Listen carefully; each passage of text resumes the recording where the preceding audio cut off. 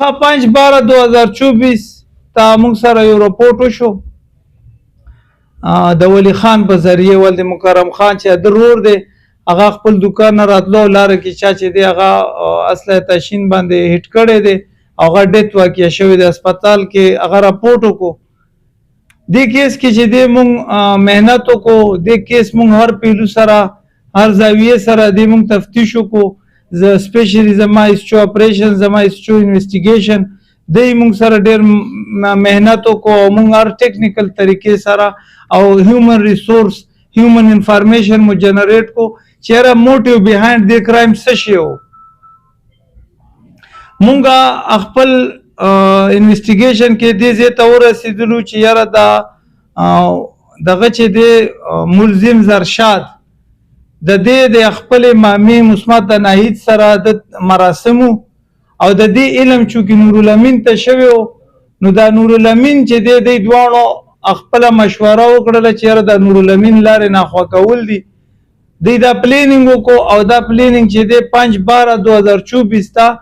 شپې ټیم کې چې دی کله خپل دکان نه واپسي کې راتلو نو دوی په هغې کار وکړو او دا غریب به قتل کو دې کې چې دی مونږ ته بیا دا ملزم ناهید هم مونږ اریسټ کړله زرشاد هم مونږ اریسټ کړو دا مومند نه زمونږ ایسچو صاحب ډېر ان تک محنت نه بعد راوستلو او دې کې چې دی علاقه قتل چې دی هغه مونږ سره ریکور دی 30 بور پیسټل دی مونږ سره یو بل کیس شوی و چې هغې کې مدعی نصرت شاه ولد دلاور شاه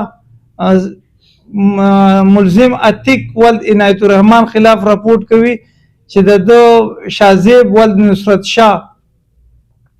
دی خپلو کې تو تکرار شوی دی او بیا لږ ځای نه پس دی راغلی دی هغه خبره هاتپای ته رسېدلې ده او هغې کې چې دی دا یو ملزم عتیق شاه تیش کې راغلی دی او مقتول شازیب باندې به اراده قتل فایر کړی چې هغې نه د هغې ډیت واقع شوی دی نو دا ملزم عتیق چې دی په هغه وخت خو د وقوې نه بعد فرار و او دا مونږ بیا اریسټ کو او د په نشاندهي مونږ چې دی علیه قتل چې دی وی په نافافینس هغه مونږ ریکور کو نو الله تعالی مونږ ته د دواړو کیسونو کې کامیابي راکړله او